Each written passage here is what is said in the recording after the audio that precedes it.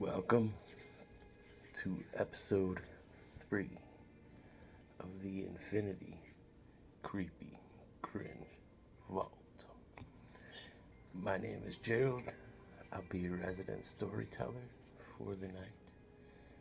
Forewarning, this video contains disturbing content, so viewer discretion is advised. But if you enjoy the creepy, if you enjoy the cringe, well, put your shitting pants on. Let's get started. This story we will title The Husband and the Soldier. The story starts with a post-apocalyptic ragtag band of nomads. They find small communities and essentially destroy them. Everything in their wake turns to mush. Let's get to how it all started. After the event that causes the government to be overthrown, there was a distress message saying that there was a refugee camp on a hill out in the forest. So the group met, random people, they don't know each other, families. The families that were there, they ended up developing trust with each other. They went on rescue missions, supply runs, normal day-to-day apocalypse activities. So they end up finding this farm. They needed, the farm's a nice place to stay during the apocalypse. So the farm owner was hesitant of letting them stay, but one of the family's children had gotten shot and they needed to care for him. So the God-fearing farm owner reluctantly said, yeah, let's patch your boy up and then your group could get out of here. Well, the boy ended up being okay. Very good. But the group did not want to leave. They were staying outside, except for the family of the child. They had to stay inside. They made a very, very, very heartfelt plea to let them stay. The group would stay outside, be patrol, end up being safe.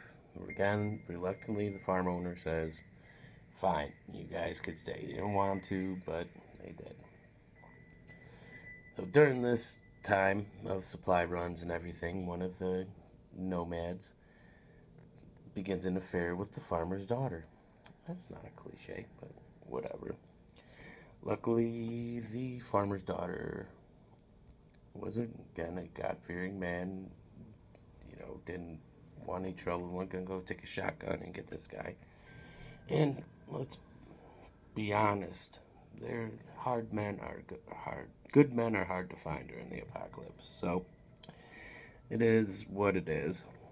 They end up getting married and now she's pregnant.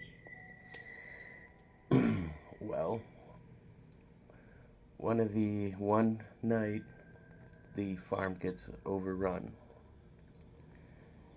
and they had to flee. They had to leave the farm.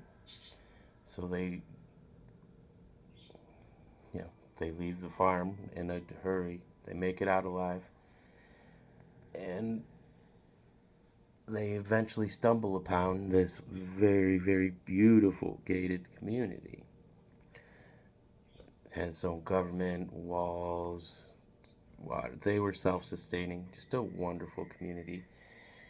And the leaders of the community vet the group, and they eventually allow them all to stay and be citizens, which the group ends up having a lot of power in the new community. So time goes by, stuff's running as good could be during the apocalypse, and they form trading alliances with other small communities, and they have a nice little trade network going on. Well, the farmer's daughter, during her pregnancy, she gets sick, and they needed to get her to one of the other colonies to get antibiotics, or her and the baby were not going to make it.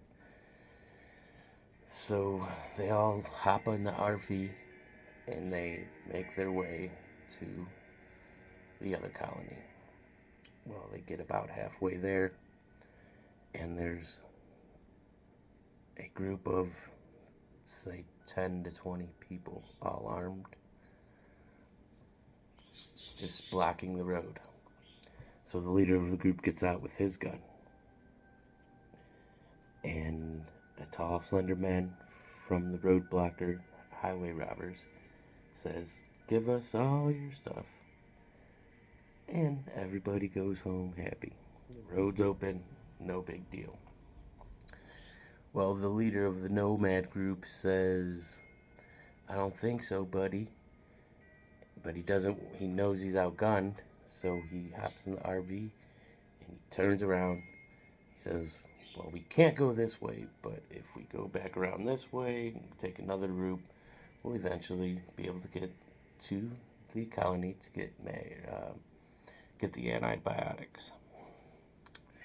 So they turn around, they're driving, they get halfway there again on a different path, and boom, roadblock. It's the same group of people, except this time there's 10 to 15 more people, all armed to the teeth, just standing in the middle of the road. The leader of the nomads comes out, they have a brief conversation, and the same thing happens. "No, we're not giving you our stuff, and no, we'll find another way to the colony to get the antibiotics." So they turn around and drive away. This is the last road. They're not going to be able to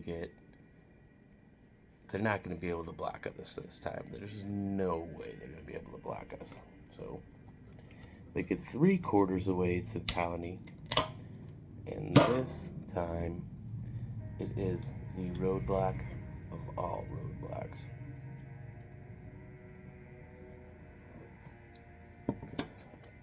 There's a group of 100 survivors, armed to the teeth, ready to just send these nomads, put them out of their misery. So the leader of the nomads gets out of the RV, and this time it's a different man in charge.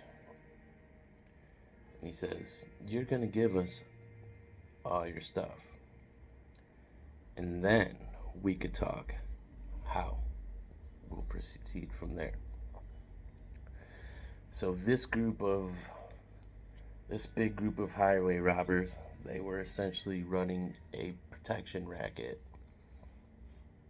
with all the other colonies in the area. They were essentially the government.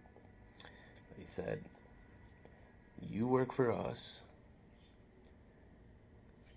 you scavenge, steal, hunt, farm, everything you make, you give us half of it, and we will protect you. We will protect you from us," because they were the trouble. It was do it or you're dead. We're gonna blow up your whole operation. You're not gonna. Their sheer numbers said, yeah, they could do it. But the leader of the highway robbers, he was some particular kind of.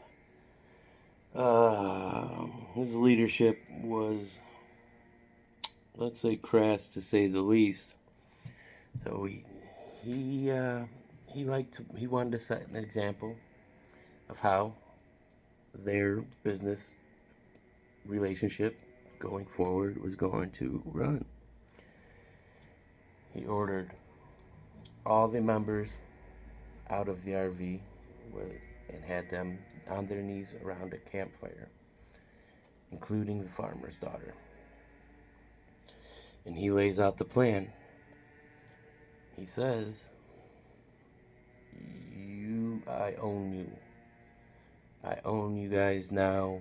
You do what I say. You're going to be happy. You're going to have less stuff, but you're going to be happy. You're going to live.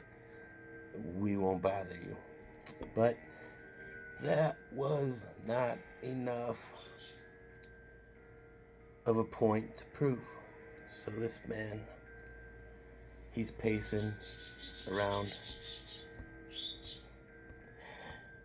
the group on their knees, and he's got a baseball bat with barbed wire wrapped around it. He said, "How can I let you guys know that I am serious?" So he walks to each member of the group. Eeny, meeny, miny, mo. Catch a tiger by his toe. If he hollers, let him go. Eeny, meeny, miny, mo. He just totally bashes the head in of one of the nomads ruthlessly and continuously bang right to the head. This guy was unrecognizable. By the time the leader of the highway robbers was done with him, one of the nomads gets up and tries to get to him, and he's quickly detained by the other cronies. And that did not make the leader of the highway robbers happy at all. He pretty much told them, "Hey, all I was gonna do to prove my point was to kill this one guy to let you know I mean business. But you guys had to go do something stupid and lose your temper, question my authority." He stands calm for a second.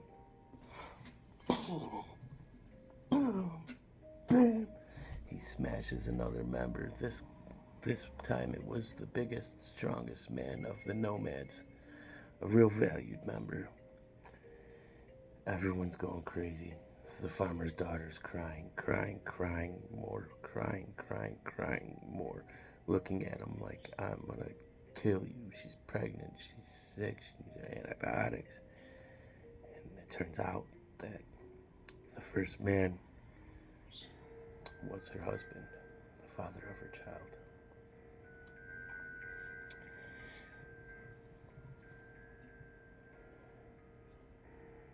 Moment of silence for this man. A father never got to be a father. The second man was a very valued soldier. He was a soldier before the apocalypse. This man essentially killed two men to prove a point. And after this, the nomads had no choice but to fall in line and bow to the Savior.